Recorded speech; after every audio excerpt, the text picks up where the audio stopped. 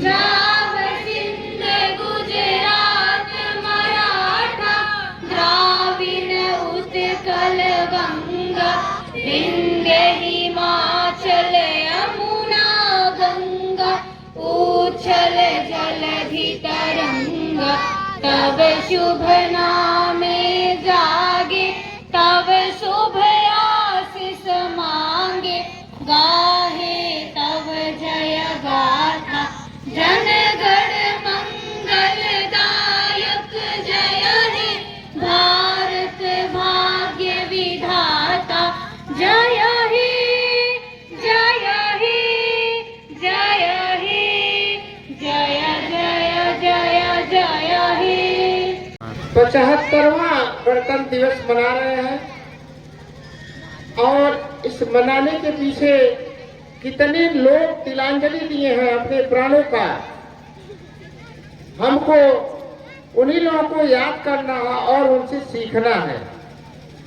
आखिर में जब उम्मीद नहीं थी, उम्मीद की किरणें नहीं थी, तब लोग उम्मीद की किरण लगा करके, उम्मीद बना करके कम से कम सैकड़ों साल लग करके प्राणों को न्यौछावर करके भारत को आजाद कराए 15 अगस्त 1947 को। और आजादी के बाद आजाद तो हो गया, उसके बाद हम कैसे अपने देश को चलाएं, उसका रूल एंड रेगुलेशन होना चाहिए। रूल रेगुलेशन बनाने में 2 वर्ष 11 महीना 18 दिन लग गया और या तो ऐसे होना चाहिए। बन करके संविधान तैयार हो गया। फिर विचार हुआ कि कैसे जो है किस दिन इस संविधान को लागू किया जाए। इसके पीछे एक छोटा सा इतिहास है। 31 दिसंबर 1929 को लाहौर में एक अधिवेशन था। उस अधिवेशन में संकल्प जवाहरलाल नेहरू जितने वरिष्ठ उस समय के स्वतंत्रता सेनानी थे वहां कलेक्ट हुए। भारतीय राष्ट्रीय कांग्रेस का वहां अधिवेशन था। वहां संकल्प लिए 26 जनवरी 1930 को पूर्ण स्वराज की मांग की जाएगी ब्रिटिश गवर्नमेंट से, और उसके नीचे हम लोग स्वीकार नहीं करेंगे। और 26 जनवरी 1930 को लोग संकल्प लिए। हमको उनसे सीखना है। पूरे देश पर ब्रिटिश गवर्नमेंट का कब्जा था और मुट्ठी भर लोग एक जगह इकट्ठा होकर के लाहौर में, और वो कहते हैं हमको पूर्ण स्वराज्य चाहिए। तो पूर्ण स्वराज्य देखिए कहना बड़ा आसान है, कहना बहुत सरल है, लेकिन उस पग पे चलना, तो समझिए उस समय आग पे चलना था। अगर जो थोड़ा सा रूल एंड रेगुलेशन से हम बाहर होते हैं तो ब्रिटिश गवर्नमेंट थोड़ी सी कमी अगर जो आपके अंदर निकल गए, थोड़ा सा अपराध कर दिए तो डायरेक्ट फांसी की सजा होती थी। और उस समय लोग संकल्प लेते हैं ये 26 जनवरी 1930 को हम पूर्ण स्वराज लेके रहेंगे। उसके बाद भी ये देखिए 17 साल लग गया, कहने के बाद 17 साल लग गया। उसके बीच में बहुत सारे लोग को फांसी पर चढ़ा दिया गया, बहुत सारे लोग को ऐसे जो है मरवा दिया गया ब्रिटिश गवर्नमेंट। पूरे देश में यहाँ से पाकिस्तान, पूरा बांग्लादेश, पूरा इंडिया, सब इंडिया ही था। और वो लोग जब गए तो 3 भागों में बांट करके गए। एक पाकिस्तान बना दिए, एक बांग्लादेश बना दिए, एक जो है समझिए एक इंडिया तो है। तो अब इसके पीछे हमको सीखना है, और हम सीखेंगे नहीं, हर पल हमको सीखना है। हम सीखेंगे नहीं तो हम पीछे जा रहे हैं। वहां से लोग आकर के 1857 से हमारा आजादी का सिलसिला शुरू हो गया। 1857, 1900 मतलब लगभग 100 साल लग गया जब सिलसिला शुरू हुआ। और 1857 से लेकर के 1947 के बीच में पता नहीं कितनी पीढ़ियां समाप्त हो गई। 1-2 लोग ने कितनी पीढ़ी समाप्त हो गई, और उनसे हमको सीखना है। और हम कैसे सीखेंगे? इंजीनियर बन के सीखेंगे, डॉक्टर बन के सीखेंगे, हम पायलट बन के सीखेंगे। हमको ईमानदारी, राष्ट्रीय चरित्र पैदा करना है। उनसे सीख करके एक असफल व्यक्ति से सीखना है, क्या कारण था वो असफल हो गया।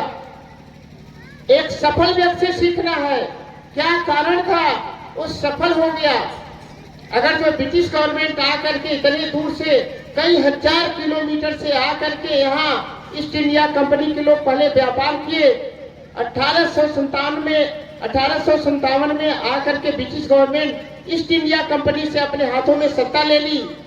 उसके बाद भी सैकड़ों साल लग गए हमको आजाद होने में। पृथ्वी यही थी, यहाँ के लोग यही थे, केवल अज्ञानता उनके अंदर कूट कूट के भरा हुआ था। ब्रिटिश गवर्नमेंट के लोग जब वहां से आए तो ज्ञान लेकर के आए और आप हम लोगों को, इंडिया के मतलब हम लोगों को बेवकूफ बना करके यहाँ सरकार बना लिए। और ये देखिए हमको वोट देने तक का अधिकार नहीं था। एकदम ये हो गया जो वो लोग आए सब कुछ अपने मन से करने लगे और हम यहाँ के निवासी थे, यहाँ के लोग पिछलग्गू हो गए। केवल एक ही कारण था, शिक्षा था ही नहीं। गांव में दूर दूर तक शिक्षा नहीं था। इसलिए हम लोग एक उम्मीद की किरण लेके आए हैं। शिक्षा के माध्यम से अगर जो आपके अंदर अज्ञानता रह गया, इस समय भारत सरकार, प्रदेश सरकार सभी एकदम लगे हुए हैं, शिक्षा के पीछे लगे हुए हैं। अगर जो इस समय हम ज्ञान नहीं ले पाएंगे तो हम अपने आप को पीछे कर रहे हैं, सीखने का काम नहीं कर रहे हैं। हमको देखिए, जब पेट से बच्चा पैदा होता है तो ज्ञान ही नहीं होता है। ब्रिटिश वाले भी पेट से पैदा हुए, इंडिया वाले भी पैदा हुए, लेकिन वो ज्ञान कलेक्ट करने, सीखने का काम किए और हम उसको निगलेक्ट करने का काम किए, दूरी बनाने का काम। हम सीखने का कोशिश नहीं किए। हम सीखने का काम हर पल करें।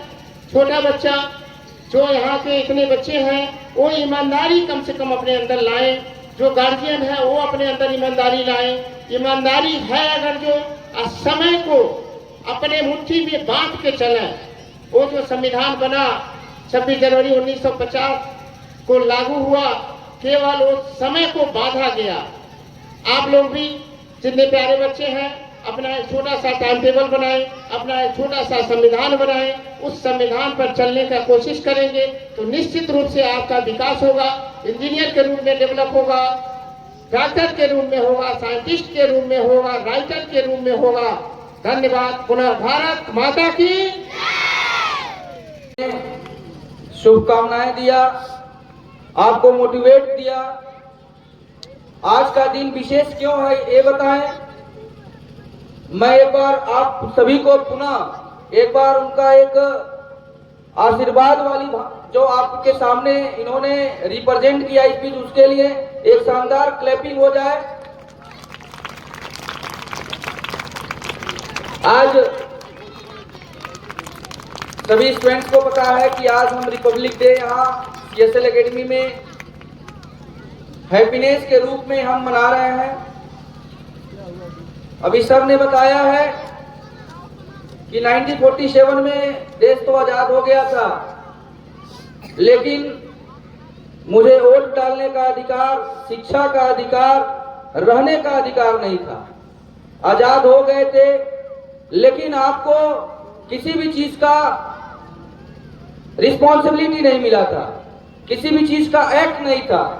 तो आज का जो 26 जनवरी 1950 से आज का दिन विशेष रूप से एक राष्ट्रीय पर्व के रूप में पूरे ऑल ओवर इंडिया में जगह जगहों पे हैप्पीनेस तरीके से सेलिब्रेट किया जा रहा है। आज बहुत ही एक विशेष दिन है। स्टूडेंट्स, इस विशेष दिन को, इस राष्ट्रीय पर्व एक मैसेज देता है कि हम अपने इस राष्ट्रीय पर्व को अपने सभी तरह के बुराइयों को त्याग करके जो सामने रखे हुए जितने भी फ्रीडम फाइटर जो आपको इस देश को डेवलप लाने में जिनका विशेष कंट्रीब्यूशन है, आपके सामने उनका पिक्चर्स है। बहुत सारे साइंटिस्ट हैं, बहुत सारे फ्रीडम फाइटर हैं, अच्छे लीडर हैं, जिनके पद चिन्हों पे चल करके हम महात्मा गांधी बन सकते हैं, हम डॉक्टर APJ अब्दुल कलाम बन सकते हैं, हम डॉक्टर भीमराव अंबेडकर बन सकते हैं। तो एक अच्छा प्लेटफॉर्म पाने के लिए जब तक हम एजुकेशन को इंक्लूड नहीं करेंगे, अपने पूरे बॉडी में इन्वॉल्व नहीं करेंगे, तब तक हम एक अच्छे वर्कर भी नहीं बन सकते हैं। एक अच्छा पेंटर बनना वो भी बहुत अपने आप में गौरव का पद है। एक अच्छा अध्यापक बनना एक अच्छा डॉक्टर बनना, बिजनेसमैन बनना, सारे चीज का बिल्डअप, सारे चीज का न्यू सोर्स नॉलेज है। तो नॉलेज इसी एज में हम नॉलेज ले सकते हैं। यदि वर्तमान टाइम को, प्रेजेंट टाइम को हम सिक्योर नहीं करेंगे, वर्तमान टाइम को यूटिलाइज नहीं करेंगे, तो आपका फ्यूचर हैप्पीनेस और ब्राइट नहीं हो सकता है। यदि आप अपने फ्यूचर को ब्राइट फॉरवर्ड की दिशा में लाना चाहते हैं, तो उसके लिए एक ही विकल्प है, शिक्षा। और शिक्षा तभी आपको एडवांटेज मिलेगा जब आप अपना एक प्लानिंग बनाएंगे। स्कूल की भी एक प्लानिंग है कि रिपोर्टिंग टाइम 8:30 है, पहला बेल यहां से स्टार्ट होगा, क्लास ओवर कब होगा। स्कूल की भी एक टाइमिंग है, हमें लंच कब करना है उसकी भी टाइमिंग है, हम ब्रेकफास्ट करेंगे उसकी भी एक टाइमिंग है। तो हमारे रूटीन का जब तक टाइम नहीं रहेगा, प्लानिंग नहीं रहेगा, हमारे एक्टिविटीज का प्लानिंग नहीं रहेगा, मुझे कितना टाइम खेलना है, मुझे कितना टाइम पढ़ना है, मुझे कितना टाइम राइड करना है, तो जब तक आपका स्वयं का प्लानिंग नहीं रहेगा, तब तक आप सक्सेस के पद पर नहीं जा सकते हैं। अपने आप को सफल व्यक्ति बनाना है, सफल दिशा में जाना है, तो उसका एक ही सिम्टम्स है, अपने टाइम को प्रॉपर वे में यूटिलाइज करना है। 24 आवर्स सभी के लिए है, एक अच्छे स्टूडेंट्स के लिए भी है, एक कमजोर स्टूडेंट्स के लिए है। तो कोई एक बच्चा है यहाँ मेरे सामने, जितने के कोई कमजोर नहीं है, कोई, सभी के अंदर वही सेंस ऑर्गन है, सभी के बॉडी की वही सिस्टम है। जो स्टूडेंट निरंतर कंटिन्यू सर की बातों को सुनता है, समझता है, एनालाइज करता है, और देखेंगे कि जब उसके एनुअल एग्जाम होते हैं, अन्य एक्टिविटीज में होते हैं, पहला स्थान आता है। टाइम उन्होंने 24 आवर्स को अच्छे रूप में यूटिलाइज किया। आपने 24 आवर्स को क्लास होने के बाद गांव के गलियों में घूमना, अनावश्यक तरह का खेल खेलना, अनावश्यक तरह की गतिविधियों को अपने बॉडी के अंदर रखना। आपका क्लासमेट आप तेजी से आगे बढ़ रहा है, आप तेजी से पीछे जा रहे हैं, तो कारण यही है।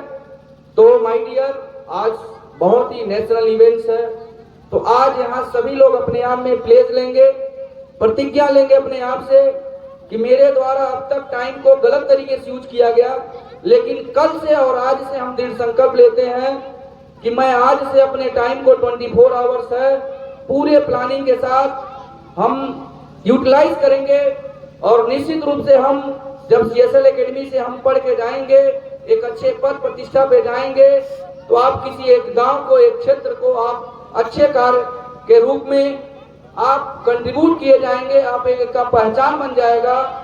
तो मैं ज्यादा टाइम नहीं लेते हुए मैं आपको पुनः सभी को 26 जनवरी की सभी को ढेर सारी शुभकामनाएं, और साथ में निरंतर स्कूल का विशेष रूप से सहयोग कर रहे हैं जितने भी हमारे सर मैम हैं, सभी को इस राष्ट्रीय पर्व की शुभकामनाएं हैं। और साथ में एक बार पुनः आप सभी के प्रति ब्लेसिंग है, आपका फ्यूचर ब्राइट हो, हैप्पीनेस हो।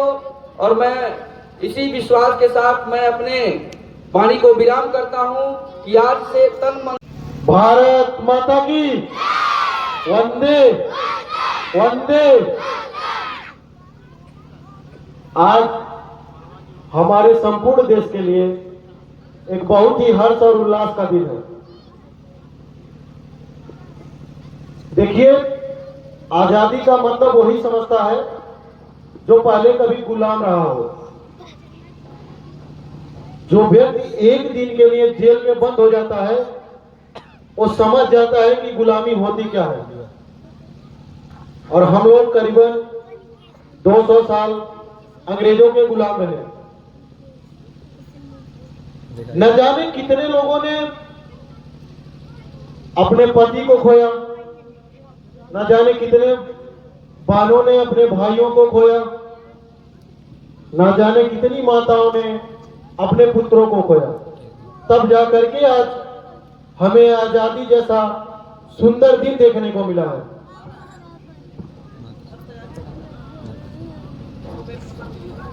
सोलह साल की उम्र में भगत सिंह जैसे लोग फांसियों पे लटक गए। उनका जज्बा इतना बड़ा था कि उनके जज्बे के सामने अंग्रेज घुटने टेक देते थे। चंद्रशेखर आजाद ने कहा था कि सरफरोशी की तमन्ना अब हमारे दिल में है और देखना है जोर कितना बाजुए का दिल में है। वक्त आने दो, वक्त आने दो, बता देंगे हम तुम्हें ऐ आसमां, हम अभी से क्या बताएं क्या हमारे दिल में है। और इन्हीं जज्बों के चलते, उनके इन्हीं प्रयासों के चलते आज हमने आजादी पाई है। और हमको इस आजादी के पर्व को बड़े ही हर्षोल्लास के साथ सेलिब्रेट करना चाहिए और अपने देश के प्रति बलिदान हुए उन शहीदों से हमेशा सीखते रहना चाहिए। आप लोगों ने हमारे देश के एक क्रांतिकारी हुआ करते थे जिनका नाम था चंद्रशेखर आजाद, नाम सुने होंगे। वो आदमी अपने मन से जीते जागते शेर थे। उनकी दहाड़ एक शेर के जैसे थी। 10 अंग्रेज अगर रास्ते से जाते थे, उनको पता चल जाता था कि इस रास्ते में चंद्रशेखर आजाद कहीं पे हैं, तो किसी अंग्रेज की हिम्मत नहीं करती थी कि उस रास्ते से चला जाए। जबकि पूरे भारतवर्ष पे अंग्रेजों का कब्जा था, हर व्यक्ति अंग्रेजों की नीतियों से डरता था, लेकिन चंद्रशेखर आजाद से हर अंग्रेज थर-थर कांपता था। और जब वो शहीद हुए तब की एक छोटी सी कहानी है। वो एक मीटिंग में थे और उनके किसी साथी ने अंग्रेजों को सूचित कर दिया कि चंद्रशेखर आजाद इसी बाग में बैठे हुए हैं। सैकड़ों अंग्रेजों की गाड़ियां तोपों से लैस, बंदूकों से लैस, गोलियों से लैस, चारों ओर से उनको घेर लिया। वो अकेले, उनके पास एक बंदूक थी छोटी वाली जिसमें 6 गोली आती है। अगर एक सामान्य व्यक्ति जिसका मन मानसिक रूप से कमजोर है इतनी बड़ी फौज को देख ले, जितनी बड़ी फौज ने चंद्रशेखर आजाद को घेरा था, वो डर जाएगा और फिर खुद को सरेंडर कर देगा। लेकिन उन्होंने अपने बंदूक की 5 गोली से 5 अंग्रेजों को मारा और उसके बाद खुद एक गोली अपने सर पे लगाए और शहीद हो गए। लेकिन उनके शहीद होने के करीबन 10 से 15 मिनट बाद तक किसी एक अंग्रेज की हिम्मत नहीं होती थी कि हम जाकर के देख लें कि जिंदा है कि मर गया, क्योंकि उन अंग्रेजों को पता था कि सही में एक मन से जीता जागता शेर है, अगर कहीं भी उठ गया तो हमको तुरंत मार देगा। किसी एक अंग्रेज की हिम्मत नहीं हुई करीबन 15 मिनट तक कि जा करके चंद्रशेखर आजाद को देख ले कि जिंदा है कि मर गए। वो जज्बा था और उसी जज्बे के चलते हमने आजादी पाई है। और मैंने शुरू में कहा है कि आजादी का मतलब वही समझता है ना जो गुलामी से कभी न कभी गुजरा हो।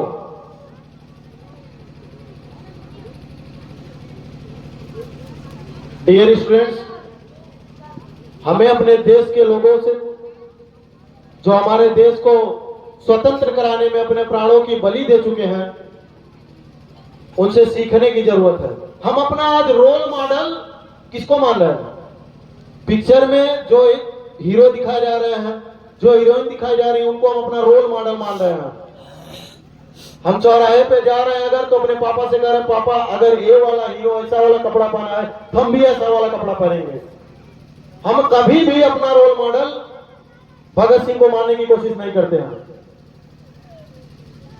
अगर एक पूरी जीवन शैली भगत सिंह की आप पढ़ लें तो मैं गारंटी देता हूं कि आपका जो सोच है वो आज से 10 गुने लेवल पे ऊंचा चला जाएगा। तो इन फिल्मी कलाकारों को रोल मॉडल मानने से बढ़िया है कि अपने देश के शहीदों को अपने दिल में जगह दीजिए, पहचानिए अपने देश को। और अपने मम्मी का, पापा का, सबका रिस्पेक्ट कीजिए, क्योंकि ये भारत भूमि है और इस भारत भूमि में जिस भी किसी ने हमको थोड़ा भी कुछ दिया है हम उसकी पूजा करते हैं। हमको भगवान सूर्य से प्रकाश मिलता है, हम उनकी पूजा करते हैं। हम इस धरती से अन्न खाते हैं, इस धरती की हम पूजा करते हैं। अरे वो तो बात दूर की है। सांप को देखा आप लोगों ने? सांप को देखे हो? सांप के पास विष होता है, फिर भी हम भारत के लोग सांप को दूध पिलाते हैं। इससे हमको सीखना चाहिए कि हम अपने से बड़ों का रिस्पेक्ट करना सीखें। जिस भी व्यक्ति ने हमें थोड़ा भी ज्ञान दिया है, हम उस व्यक्ति को जरूर रिस्पेक्ट दें। ठीक है, अभी इन्हीं बातों के साथ आप सभी का धन्यवाद करते हुए हम अपनी बाड़ी को विराम दे रहे हैं। I tell a song. मेरी झोपड़ी के भाग आज खुल जाएंगे, राम आएंगे, राम आएंगे, आएंगे, राम आएंगे, राम आएंगे, आएंगे, राम आएंगे। मेरी इसी में झोपड़ी के एक ही लॉन्ग वीडियो बनाया पूरा, फिर खुल जाएंगे, राम आएंगे। मेरे जन्मों के सारे पाप मिट जाएंगे, जन्मों के सारे पाप मिट जाएंगे, राम आएंगे। वो नहीं कर रहा है, हम नहीं समझते हैं। मेरी मतलब मैं झोपड़ी के जब समझ में आया ऐसा बोला वो आना चाहिए, तो इससे हमारे समझ में आएगा। राम आएंगे, राम आएंगे, आएंगे, राम आएंगे, राम आएंगे तो अंगना सजाऊंगी, दीप जला के दिवाली मैं मनाऊंगी। राम आएंगे तो अंगना सजाऊंगी, दीप जला के दिवाली मैं मनाऊंगी। मेरी झोपड़ी के भाग आज खुल जाएंगे, राम आएंगे। मेरे जन्मों के सारे पाप मिट जाएंगे, राम आएंगे। राम झूलेंगे तो बाल ना झूलाऊंगी, मीठे मीठे मैं भजन सुनाऊंगी। राम झूलेंगे तो बाल ना झूलाऊंगी, मीठे मीठे मैं भजन सुनाऊंगी। मेरी झोपड़ी के भाग खुल जाएंगे, राम आएंगे, राम आएंगे, आएंगे, राम आएंगे, राम आएंगे, आएंगे, राम आएंगे। मेरी झोपड़ी के भाग आज खुल जाएंगे, राम आएंगे। मैं तो सारी सारी भोग लगाऊंगी, माखन मिश्री में राम को खिलाऊंगी। पकड़ना, मेरे बड़का पानी वाले हैं, बाइक लेने बाइक की मैंने क्या है। मेरे बड़का बाइक लेने आए हैं। माखन मिश्री में राम को खिलाऊंगी, प्यारी प्यारी राधे प्यारी शाम संग आएंगे, राम आएंगे, राम आएंगे, आएंगे, राम आएंगे, राम आएंगे तो अंगना सजाऊंगी। जय जय राम।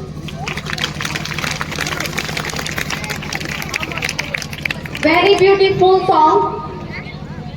जब सुकून न मिले दिखावे की बस्ती में, जब सुकून न मिले दिखावे की बस्ती में, तब खो जाना मेरे श्री राम की मस्ती में।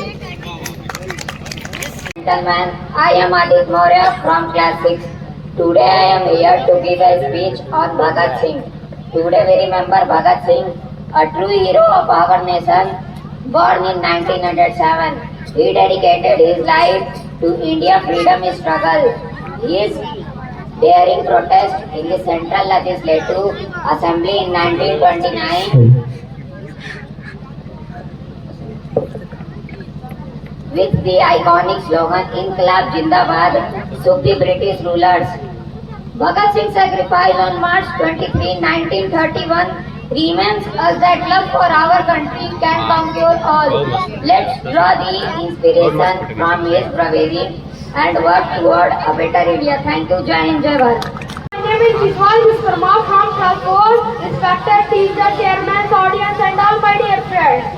Today's theme line is ठंडी हो चाहे गर्मी हो चाहे हो बरसात, ठंडी हो चाहे गर्मी हो चाहे हो बरसात, हमारे आर्मी बॉर्डर पे रहते हैं दिन रात, हमारे आर्मी बॉर्डर पे रहते हैं दिन रात। भारत की जनता की रक्षा के लिए, भारत की जनता की रक्षा के लिए प्राण हथेली पर रख कर चलते हैं। इसलिए हम अपने घरों में चैन से रहते हैं, इसलिए हम अपने घरों में चैन से रहते हैं। हमारे आर्मी नहीं है भगवान, हमारे आर्मी नहीं हमारे लिए है भगवान। देश के शासन तहे दिल से मैं इन्हें सलाम करता हूँ, इनकी वीरता का मैं हमें सम्मान करता हूँ। जय हिंद, जय Bharat. I would like to thank for giving me such a great opportunity to speak about our Republic Day. My name is Manya Singh. I study in class 8. Today we are here to celebrate 25th Republic Day of our nation. This is a great occasion for all of us. We should give to each other and pray to God for the development and prosperity of our nation. We celebrate Republic Day on 26th January and Dr. Rajendra Prasad was the first President of India. Thank you, Jai Hind, Jai Bharat. Shashank Yadav है, मैं कक्षा 6वीं का विद्यार्थी हूँ। मेरे तरफ से आप सभी को गणतंत्र दिवस की हार्दिक शुभकामनाएं। आज हम गणतंत्र दिवस के उपलक्ष्य में यहाँ एकत्रित हुए हैं। मैं गणतंत्र दिवस के उपलक्ष्य में आप सभी के प्रति, भगत सिंह के प्रति 2 शब्द रखना चाहता हूं। अगर मुझसे कुछ त्रुटियां हो जाए तो मुझे माफ कर दीजिएगा। भगत सिंह भारत के सबसे महान स्वतंत्रता सेनानियों में से एक थे। उनके बलिदान और साहस ने भारत के स्वतंत्रता आंदोलनकारी व्यक्तियों को प्रेरित किया था। उनका जन्म 28 सितंबर 1907 को पंजाब के लायलपुर जिले में हुआ था। वे एक युवा उम्र में ही भारत के स्वतंत्रता के लड़ाई के लिए प्रेरित हुए थे। उन्होंने 1928 में ब्रिटिश सरकार के खिलाफ बम विस्फोट में भाग लिया, जिससे उन्हें गिरफ्तार कर लिया गया और दोषी ठहराया गया। भगत सिंह को फांसी की सजा सुनाई गई। 23 मार्च 1931 को भगत सिंह के साथ साथ राजगुरु और सुखदेव जी को भी फांसी की सजा सुनाई गई थी। अक्सर भगत सिंह को शहीद भगत सिंह के नाम से जाना जाता है। शहीद का अर्थ होता है देश के लिए जान कुर्बान कर देना। भगत सिंह ने कहा था, लिख रहा हूँ मैं अंजाम जिसका कल आगाज आएगा, लिख रहा हूँ मैं अंजाम जिसका कल आगाज आएगा, मेरे लहू का हर एक कतरा कल इंकलाब लाएगा, मेरे लहू का हर एक कतरा कल इंकलाब लाएगा। मैं रहूं या न रहूं पर यह वादा है मेरा तुमसे, मैं रहूं या न रहूं पर यह वादा है मेरा तुमसे, मेरे मरने के बाद इस वतन पे मरने वालों का सैलाब आएगा। वो हंस के मर गए अपनी देश के शान के लिए, वे हंस के मर गए अपनी देश के शान के लिए। अफसोस हमें कि आज भी लड़ रहे रोटी कपड़े और मकान के लिए, अफसोस हमें कि आज भी लड़ रहे रोटी कपड़े और मकान के लिए। जिस जिंदगी को हम फिक्र में जीते हैं, जिस जिंदगी को हम फिक्र में जीते हैं, उसी जिंदगी को उन्होंने फक्र से जिया। बस अंतर इतना था कि हम जीते हैं वेतन के लिए और वो जीते थे वतन के लिए। जय हिंद, जय Bharat. Give them a huge round of applause. Thank you very much, Shashank Yadav. मेरी बातें सुन बच्चे, प्यारे प्यारे दिल के सच्चे अपना दिल में आता हूँ, फल चूड़ी खाता हूँ। Thank you. मिठू नाम है मेरा नाम, बातें करना मेरा काम, मेरी बातें सुनते बस प्यारे प्यारे दिल के सच्चे उनका दिल में आता हूँ, फल चूड़ी खाता हूँ। Thank you. जो शहीद हुए सरहद पे हो,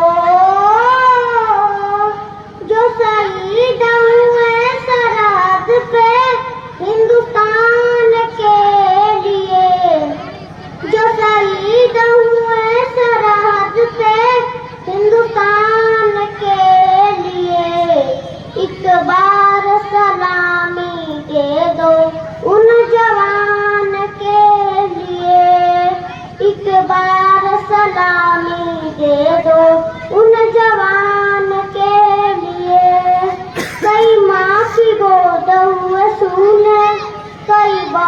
के छिन गए भाई, कई माँ के गोद हुए सुने, कई माँ के गोद हुए सुने, कई बहन के छिन गए भाई, कई मांग के सिंदूर रन गए, बच्चों ने बाप की चिता जलाई।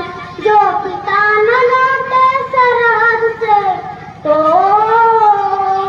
जो पिता न लौटे सरहद से, कन्यादान के लिए एक बार सलामी दे दो उन जवान के लिए, एक बार सलामी दे दो उन जवान के लिए। जब तक सूरज चांद रहेगा, जब तक बहेगी पावन गंगा, जब तक सूरज चांद रहेगा, जब तक बहेगी पावन गंगा, नील गगन में ऊंच चमन में फहरेगा ये तिरंगा। हम नमन करें उन वीरों को, हम नमन करें उन वीरों को बलिदान के लिए, हम नमन करें उन वीरों को बलिदान के लिए। एक बार सलामी दे दो उन जवान के लिए, एक बार सलामी दे दो उन जवान के लिए, जो शहीद हुए सरहद पे हिंदुस्तान के लिए। एक बार सलामी दे दो उन जवान के लिए, एक बार सलामी दे दो उन जवान के लिए। Thank you so much.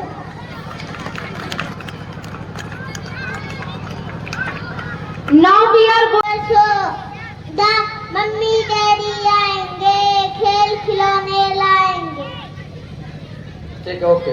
Light and the freezers falling light, don't read the creatures full of and care, and witness the word so fair. Thank you so much. पार्टियों, जैसा कि आज हम सभी गणतंत्र दिवस मना रहे हैं, यह दिन भारतीय संविधान को अपनाने का प्रतीक है और सभी भारतीयों के लिए ऐसे खास दिन और कोई नहीं है, क्योंकि यह न्याय, स्वतंत्रता और बुद्धत्व के आदर्शों को कायम रखता है। आज हम सभी इस बात पर गर्व और आश्चर्य महसूस करते हैं कि हमारा देश 1950 के उस महत्वपूर्ण दिन से कितना आगे आ चुका है, जब हमने खुद को एक लोकतांत्रिक धर्मनिरपेक्ष समाजवादी और गणराज्य घोषित किया था। आइए इस गणतंत्र दिवस पर हम सभी भारतवासियों को न्याय, सम्मान, स्वतंत्रता और भाईचारे के मूल्य के लिए एकजुट करना चाहिए। इस तरह मिलकर हम सभी एक ऐसा देश बना सकते हैं जहां हर व्यक्ति समृद्धि होने और देश के विकास में योगदान करने का मौका मिल सकता है। तब वह दिन दूर नहीं जब भारत फिर से एक सोने की चिड़िया बन जाएगा। आप सभी नहीं जानते होंगे कि हमारे देश को यहाँ तक पहुँचने में कितनी सी कठिनाइयों का सामना करना पड़ा। गणतंत्र दिवस के इस गौरवपूर्ण अवसर पर आइए गणतंत्र दिवस के समारोह में सक्रिय रूप से भाग लें।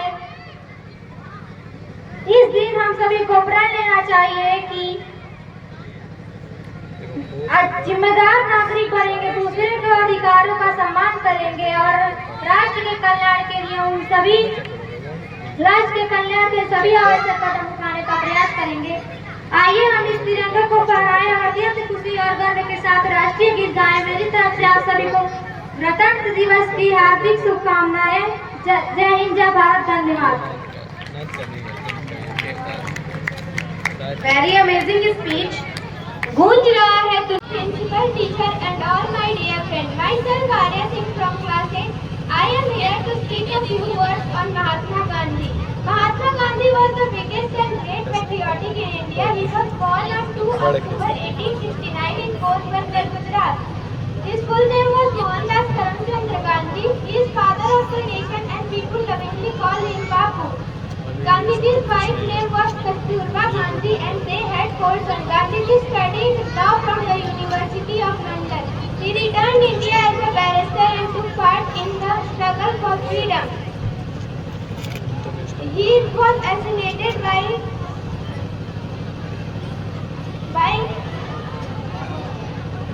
जय जय भारत। Thank you.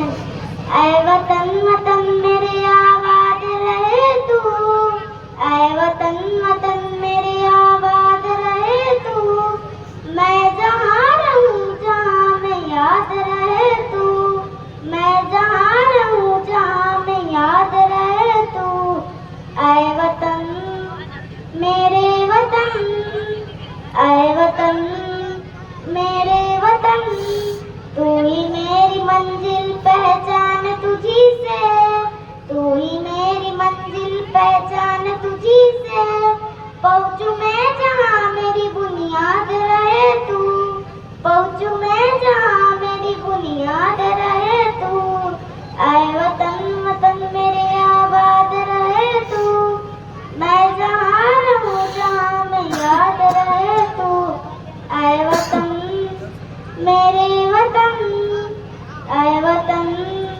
मेरे वतन, तुझ पे कोई गम की आँच आने नहीं दूँ, तुझ पे कोई गम की आँच आने नहीं दूँ, कुर्बान मेरी जान तुझ पे साथ रहे तू, कुर्बान मेरी जान तुझ पे साथ रहे तू, ऐ वतन वतन